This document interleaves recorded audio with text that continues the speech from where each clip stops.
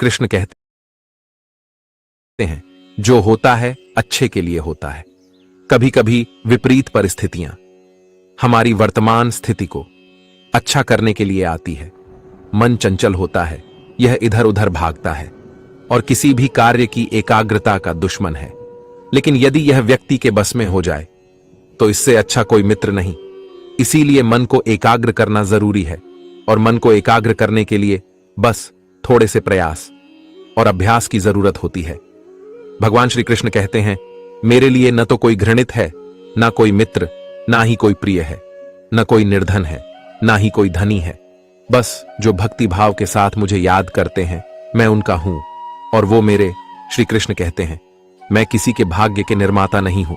व्यक्ति खुद ही अपना भाग्य लिखता है।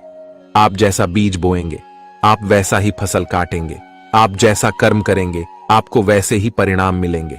यदि विद्यार्थी मन लगाकर पढ़ाई करेंगे तो परीक्षा में सफल होंगे। इसीलिए हर व्यक्ति का भाग्य भी तभी बदलेगा जब वह अपना कर्म करेगा, धर्म और संदेह से परे।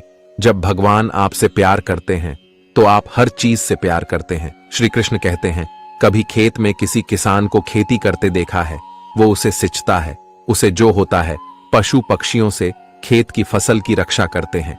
परंतु एक बात का वह सबसे विशेष ध्यान रखता है कि कहीं खेत में खरपतवार न उग जाए, क्योंकि एक खरपतवार खेत की सारी फसल को नष्ट कर सकती है।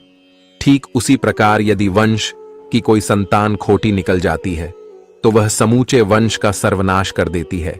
इसीलिए संतान के लालन पालन में विशेष ध्यान देना आवश्यक होता है, क्योंकि संतान वह फसल होती है जो वंश के आने वाले समय को महान बना सकती है। या फिर जब आप घर बनवाते हैं तब आप एक